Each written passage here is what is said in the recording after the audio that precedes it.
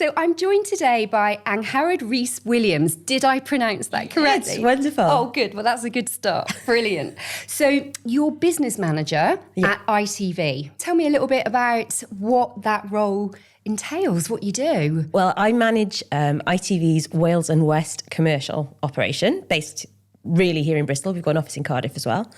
And I manage a team of 5 now, I think it is. And between us, we essentially deal with all advertising agencies and clients in the region that want to advertise on ITV, be that on ITVX, on linear TV, a partnership or a sponsorship, anything like that, really. We would be the people to come and speak to. We're recording the podcast from our little studio at Happy Hour, and we're right in the heart of Bristol. And we're really proud to live and work in the Southwest area, Southwest region. I just wondered what you enjoy about being in this area, and you know whereabouts you live and how that kind of fits with your kind of work-life balance. I really love Bristol. I grew up in South Wales. I moved to London for about 20 years and came back when the opportunity to manage this office came up. And that's, about 8 years or so ago now. But just in that time, I've got to know Bristol so much better and it's a very different Bristol actually to the Bristol I knew growing up when I was younger. It's so creative. There's so many wonderful places to eat, which is my main thing. No, there are. That's amazing. And there just seems to be new places kind of springing up. All the time. Yeah. And that's a massive tick for me. I love my food and drink. But yeah, it's just such a lovely city. And it's so creative. Like everywhere you look, everyone you talk to seems to have a connection to something creative, be that music or art and obviously there's the Banksy thing. Obviously, I love all of that. I've always loved all that. It's just really buzzy, isn't it? Yeah, it just makes it a really kind of creative vibe, doesn't it? And I think the fact that it's quite a student city as well, you've kind of got all that, particularly, most of the year it's kind of really vibrant. And where we are in Happy Hour, we're right by the Bristol University as well. And you really notice it in the summer, it all goes really quiet. So I think, the students really inject that kind of vibrancy as well. Yeah. And that's interesting that you worked in London for a while. I did as well. And I think you kind of, maybe you think, it would be good to go and do it and to kind of experience it. And then a lot of people have that realization, don't they, that actually, you know what, I still want to be doing what I'm doing, but do I need to do that in London? Is it necessary? So I think that's great that you've been able to kind of move back to kind of where you came from originally. Yeah. Definitely. So you say South Wales. Where do you still live in South Wales? I do. I live in my hometown of Newport, glamorous Newport. I love it though. I absolutely love it. I find it very easy to get to Bristol from, especially now there's no tolls on the bridge. That's a bonus. Honestly, I can get to Bristol quicker than I can get to Cardiff, which shouldn't be the case because it's like on paper I'm closer to Cardiff. Yeah. But with traffic, I'm much, much quicker getting to Bristol. Yeah. And how's it working now over at ITV? Do you have like a hybrid kind of pattern of work? Yeah. People in the office is there still a kind of buzz? Yeah, definitely. So everyone on my team lives Bristol Bath side, apart from me. I'm the only one who lives Wales side. So we go into the office at least 3 days a week. And the other couple of days we're either working from home or maybe out and about seeing agencies or clients. Especially this time of year.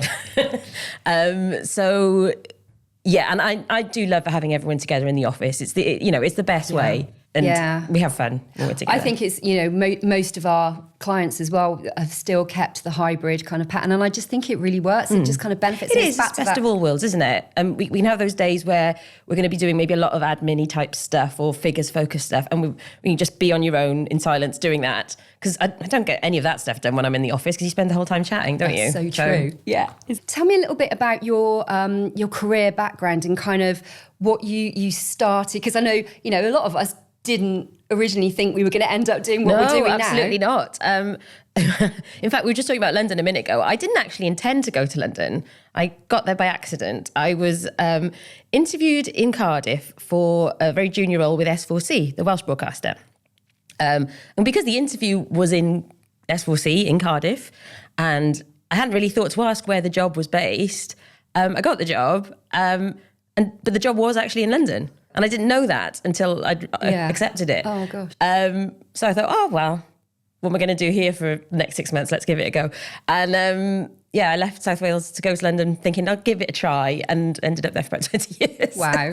But yes, I went in, I joined S4C's commercial sales operation, which was being handled by a company externally, which is why I had to go to London, not Cardiff. And I was hired mainly because I was a Welsh speaker, because I had no media experience at that point. And they liked to have at least one person on the team who could translate the programming for the benefit of the London advertisers we were dealing with. So that was the main reason I got that job. And then it kind of just went from there. I moved into working on ITV, as we know it now, but in those days it was a couple of different companies. It was HTV, wasn't it? Well, yeah, Bristol, it was HTV here, but I was in London. So I was looking after Granada, even though I was in London, which is the north. All of the north, actually. Yorkshire, Granada, Tyne-Tees, Border, and sometimes London Weekend and Carlton.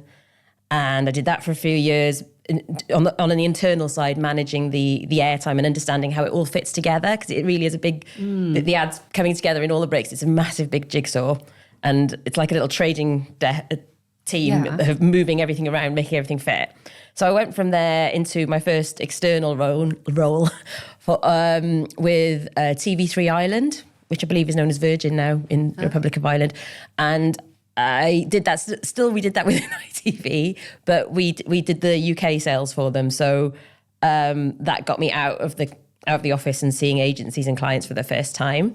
And that was selling Republic of Ireland Channel 3, essentially, is what I did for the first few years, which was brilliant fun. Loved that so much. Why was that fun? What did you do? Got to go to Dublin all the time for lovely dues. And Ireland at the time was having a particularly good time as well. As a country, there was lots of money knocking about, and people were spending on advertising quite freely.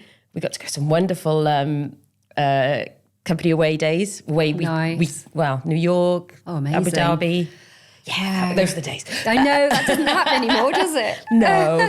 And I actually left TV3 at just about the right time. A role came up back at ITV, because I moved out of ITV to set up a new sales team for TV3 in London. Forgot about that bit, because ITV sold their share in TV3 at one point. And then I got offered a job back at ITV as a business development manager in London. And I did that for quite a few years, looking after independent agencies and direct clients based in the London area. And from there, moved up again to manage the whole team here in Bristol. So that's kind of it, in a nutshell. Well, I mean, that's a great lot of experience by the sounds of it. Very TV specific. Yeah. But that's changing these days, I suppose. Well, yeah, let's talk about that. So I was going to throw in a kind of controversial phrase now. So there's a phrase that some people throw around that TV advertising is dead now, and how do you react to that? What does that mean? Yeah, it's not true. For people, if you're thinking of TV as old school aerial box in the corner of the room telly, obviously people are watching that less, but ITV is much more than that now. We're a streamer. ITVX is our streaming offering.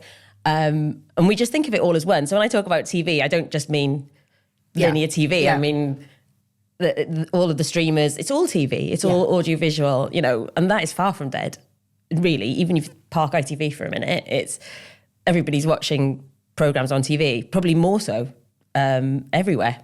And we consider our VOD or streaming all TV. It's all TV. So where linear may be in decline slightly, although,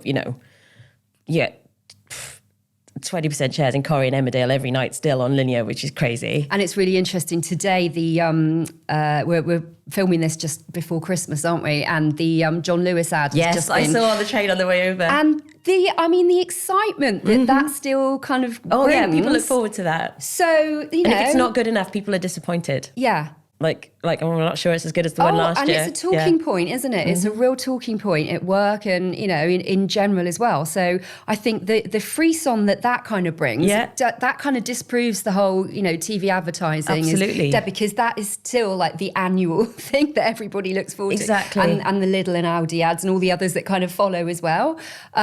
So just kind of on that, I guess that, we're talking about this time of the year. You mentioned earlier that it must be a really busy time for you. It is. Is it like the peak time? Yeah, absolutely. We're literally just I'd say the last 2-3 weeks, it's just all suddenly starts to really ramp up on every level. Happily, the market is a lot busier generally this year than it has been last year. And advertisers in our office specifically, we are seeing an increase in new clients and clients that are spending more, which is really, really wonderful. It's nice to see. It's clear that companies are doing okay and managing fine, which is really nice, given, the state of the world. And then this time of year, we tend to see a lot of clients and agencies as well, just to apart from anything else, to celebrate the year that's been and start teeing things up for 2025. And before you know it, you've got like 3 days back to back of lunches and those meetings, which go on for most of the day, because you'll have like a meeting first to talk about everything that's gone on, everything that's current, what's coming up in 25, and then you'll have lunch, and then that's the whole day gone. Do you find that it's like, everyone really with Christmas, it's like we all know when it is. We all know that it's the same every year. And do you find that people tend to plan, or do you find people still have a bit of a mad dash? And is there any kind of airtime available, last minute? Or? Tricky. December's a very special time of year. But something else that's happened to our industry since COVID, we are a lot later in how we take money now than we ever used to be. Traditionally, we required bookings in 3 months in advance for which we call the AB deadline. And we still have AB deadlines, but the way we approach it now, because there used to be charges if you came on later. And so the way we approach it now is we won't charge you if you come on later, but you just might have to be a bit more flexible about what airtime you have or what's available. What that means is everyone has just got a bit later because they don't have to worry so much about that AB deadline. So everything does come in much later than it used to be. And with traditional linear TV, it is still quite a manual job, the booking of the airtime. Not on ITVX at all. You can turn that on tomorrow if you wanted to. But it is quite a manual job. So that takes more time, and that puts a lot of pressure on the team sort of internally. But Christmas time, it's an interesting one, because we're obviously very precious about our schedule around Christmas as well. And because we don't know what the BBC are going to schedule. We don't know. That's the main concerns. And so we don't even know ourselves really where the programming is going to sit exactly for that Christmas week, because we will keep changing it up until the last minute. So it's very hard to guarantee anything specific around Christmas. So the programmes aren't locked in? Not really, no. Because I would have thought that would have been a real key thing, that what those programmes are going to be. No, the commissioners and schedulers like to keep flexible on the Christmas shows.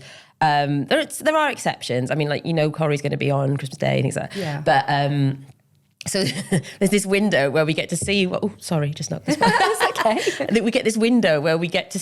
I think around now, actually, because we're laying down December now, where we see the December schedule, but then it all goes blank, and that'll probably change by the time we finish booking the month. We can always try to accommodate late bookings. That's probably the best way of putting it. But obviously, up until that 2 weeks before, maybe that 2 weeks before Christmas actually is where it peaks. Because after that, naturally, there's less time for people to go out and buy whatever it is that they've probably done their Christmas shopping and so on and so forth.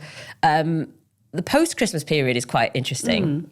That must be busy though as well. Well, yes and no. It's busy for different reasons. It's driven by Boxing Day sales massively. So it's busy in that sense. But there can be some opportunities sometimes, not necessarily maybe on ITV1, but on our digital channels. And then, from that point on into January, the market's a little bit quieter. So traditionally, not always, there is a bit more flexibility in January and post-Christmas, Can you explain the process for helping brands get onto TV? So what initial information do you need? This is before the kind of media plan, which we'll move on to in a minute. But, what's the kind of initial thing that you have a conversation about? There are so many different approaches we can take. So the absolutely initial thing is finding out what the client wants, what and when I say you're getting a brief, but when I say it doesn't have to be a big detailed brief, having a chat to understand what their goals are, because we could approach, and then we'll advise basically based on that. It could be we do something regional, depends on where they're based or where their customers are based. It could be something we do network. It depends what sort of budget they have to spend. I guess that's probably... that's the main thing. Of course, you need to kind of almost work backwards, don't you? What's your budget? Yeah. Because people are really surprised. You can start really, really small. If you just book something in ITV West, which is Somerset, this area basically, it's really, really quite cheap. You could do an airtime campaign for, somewhere between 5 and 10 grand, maybe less. Depends what your goals are, what you want to do. You could buy daytime only television, which is generally cheaper than all day. Or you could, if you're going to be really specific, you could go down the route of postcode targeting on ITVX. And you would need a lot of money to hit this area. But then again, you might want to look at another area or a couple of areas. It's almost like saying how long's a piece of string. But the most important thing is just getting the goals out of the client. And what it is they want to achieve, and we go from there. And then, it would depend if they've got creative as well. That would be the next step, I suppose, and they'd probably speak to you guys about that. Yeah.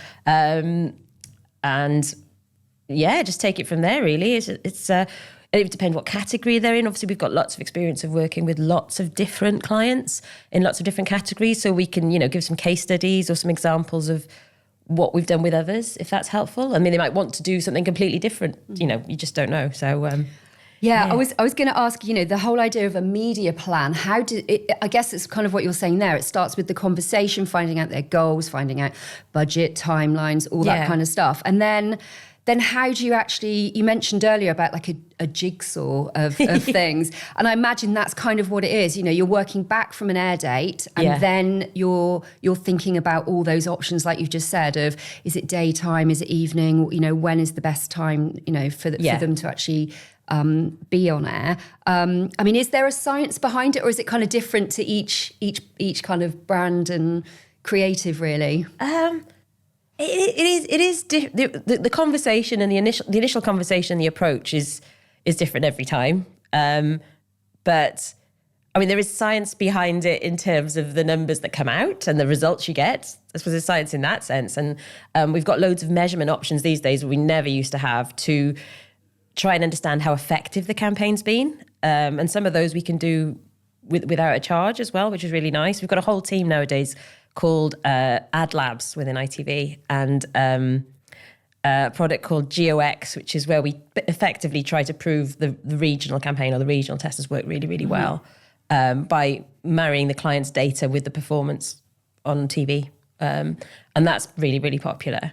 But that's I've jumped all the way from the beginning. That's great. That's post-campaign, really. I suppose there's no science to the beginnings of it. It's really just a conversation and working something quite bespoke out in every case, really, actually, That's really interesting, though, because, people always want the return on investment. And if you're able to now have those clever... I don't even know what you would call it. I get somebody else to explain the data collection. Algorithms and things.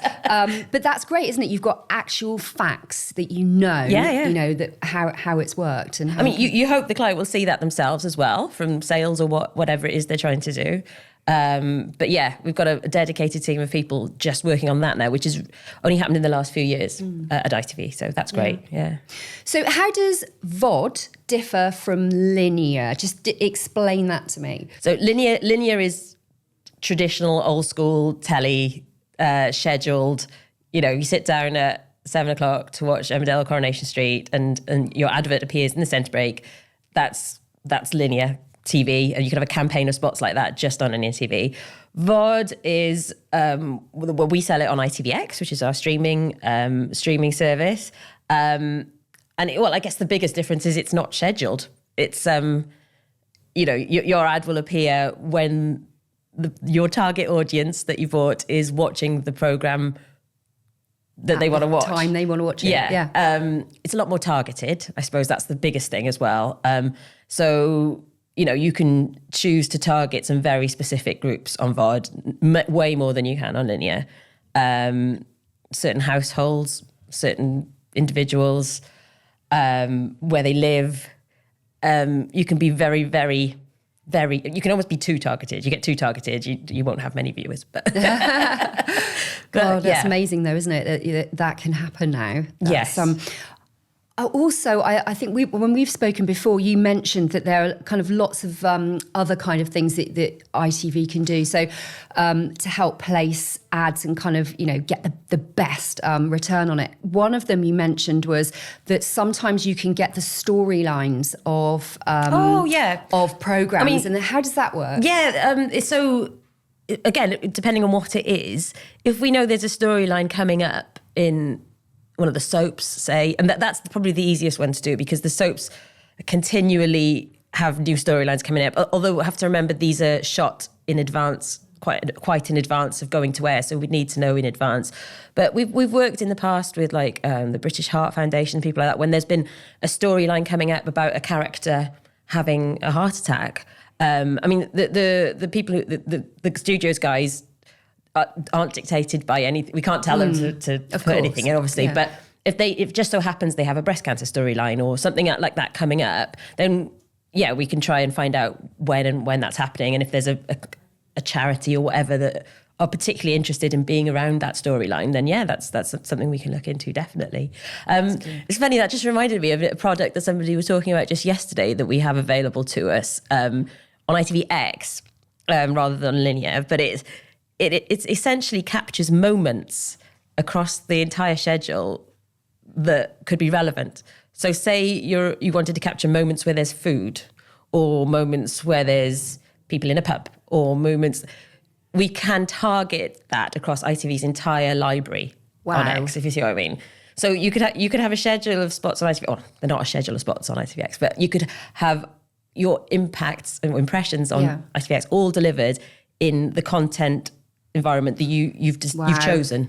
So I'm trying to think of an example now. Coffee shops or moments where there are coffee shops or moments where there are, but even though it might not be a show about food or not many food shows on at that time, but there are plenty of storylines going on where food will be involved. And how is that information even gathered? I couldn't explain the technology, but there's a tool. Wow. that does that. That's great. God, you just wouldn't believe that was possible. It is amazing. We were just about to we were already doing it, but we've upgraded it, for want of a better word, to make it more effective, and that's being launched at the moment. So it's very exciting. Gosh. So I was just going to ask, what do you think makes a good ad? And have you got any kind of success stories that you can think of that have just been really well received on ITV? It's a really good question because this is an industry thing as well at the moment, is that we've been trying to get back to better quality ads, and because they are the most effective ones, the ones that people remember. And we actually work with a company called System1 who have this really groundbreaking tool for testing ads based on a catalogue of millions of ads in every category. And they have this quite insane scoring system based on a piece of technology called FaceTrace, where they monitor people's instant reactions to creative. So they can actually tell when something's effective or not and on what levels. And they've got a really good idea of the best combination of things for each ad in each category. So they're the absolute experts on this. But trying to think, we've had a really good one go out recently with a company called Ruggable, the people with the washable carpets. Oh, right. And they had a comedian in it, and she's just really funny. Funny always works. Funny is always what goes down well. Obviously, cute animals obviously go down well. Yeah, I think if a dog runs through or jumps up. Or I think on that System1 tool, that you literally get a spike like you wouldn't believe when you see a puppy or something. I'm trying to think of any others. I guess also it's the memorable ones. So that's like science behind it, isn't it? Which obviously, is great, and they can track and they can do all those things. But I guess there's also just like the memorable ones as well, from like back in the day, like all the ones in the 80s. Oh my, yes. Those kind of, and they're they've still started bringing them back. Like you can do it when you being Hewitt. Came back they brought that back recently with ITV actually, and it's just it's catchy, isn't it? You remember that. And a few advertisers have started looking back to those old great ads. The nostalgia, I suppose, as well. But that's interesting, like you say, you want a good creative and a good quality ad so that it actually looks nice and premium as well. And you need to get your brand in there, because you see some wonderful ads sometimes, but it's not always obvious who it's for. And you can spend a lot of money on a really nice ad, but you've got to make sure you land who you are and what you are as well. That's another thing. Yeah. Obviously, there's so many platforms available now, and so many ways of being able to kind of have ads shown. What sets ITV apart, do you think? What's ITV kind of got? It's the first thing that comes to mind is the volumes of viewers. ITV has two massive USPs, and they kind of complete opposite. It's, on the one hand, we can do mass reach in one hit, like one spot in Coronation Street. Even these days, it still blows my mind how many millions of people watch it. And every morning we get these overnight reports on the rate, and I just click on them when I open my inbox in the morning and go, our share was strong last night. What was that? What did we have on? Oh, Emmerdale and Corrigan. It's the same thing every day, but we have those millions of viewers that you can reach at once. So that's the one end of the scale. But ITV's other USB is that we can be the biggest, but we can also be the smallest, in that we're the broadcaster that has the most regional options. So you could buy Coronation Street, but just in West. We don't have to buy the whole country. And that's me talking. I'm quite old, so I do tend to talk about linear a lot, because that's the majority of my career has been. But obviously we can do that on X now too. That's probably what makes ITV stand out.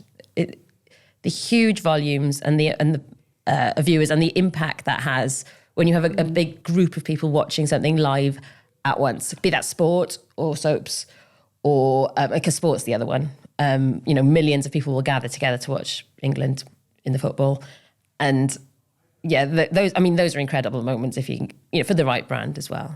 Because whenever I think of ITV, it's definitely you've got all the live programming, haven't you? You've got your daytime live, you've got your Saturday night takeaways, you've got all of those, you've got your I'm a Celebrity, you've got some really big That one's coming up in a few days, and that's the highlight of the autumn, really, on ITV. Some great guests this year. Have you seen? No. Colleen Rooney. Oh, right, yeah. There was some joke yesterday about Rebecca Vardy being flown in. That'll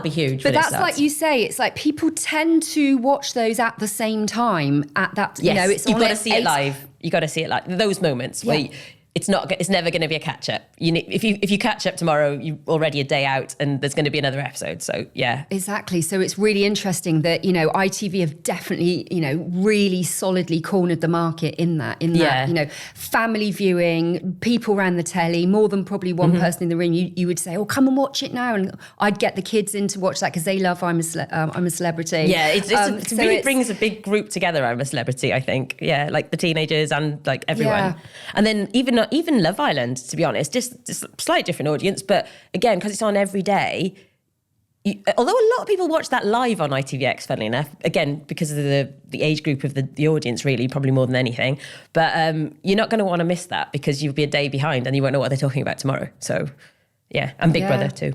Of course. So, I think that's what really kind of stands ITV apart. But interesting that you say also that you can, although you've got those kind of mass kind of programmes, but you've also got the smaller as well that you can really target regionally. Because it doesn't need to be, you could buy the mass whole country spot that's going to cost you 30 grand, or you could just buy it in your neck of the woods and you'd be surprised how cheap that can be. Capture a lot of people. Tell me some of the new initiatives that ITV are developing. I know that when we've worked together, we've worked with ITV Backing Business.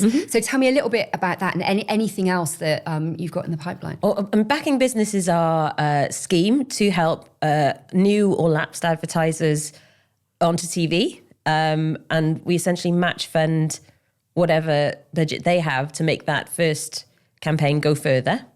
And then we ask that we can work on a case study together as a part of that as well. So, we'll monitor it all from start to finish and then build a case study that'll go on ITV Media at the end of it.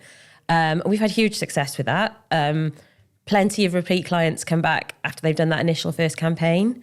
I mean, that's probably the most exciting thing we have for people thinking of coming to TV for the first time. Yeah. And that's really interesting because that will really help someone who might be like a new brand or something like that, that they might not have, lots of money to invest in that. But, if you're going to match it as well, then obviously they're doubling their investment. Doubling their investment straight away. Exactly. And we do that because we're confident it'll work and they'll come back and spend again. So yes. So finally, we're asking all our podcast guests, what kind of makes them happy in their work? What do you do that you enjoy and kind of just makes you happy to be in the job that you're in? Oh, that's very easy. It's the lunches. No, it's the people. It's the people. It really is. It's I've got to know some amazing people over the years doing what I do through, be that ITV itself, clients, agencies, and we just have quite a lot of fun, and that's great. And it's so nice to meet up with people, and talk about what is essentially a really nice creative thing to do. It's even more important and better when we can see amazing business results off the back of something we've worked on together. But it's always the people. There's such great energy, I think, in the people that work in media. Because people are so funny, and I never go a whole day without having a good laugh with someone. Oh, that's great. That's what you want, isn't it? You just want to have a good laugh, good belly laugh, and then especially when you're busy, you just need to all be able to go. Just have a laugh at it all. Really, no, the people without a doubt is the best, and meeting the new people. I love that too. So much fun to meet new people, clients, agencies. That's absolutely the best part of the job. Oh, well, thank you very much, Angharad, for joining us. That's okay. Thank you for inviting me.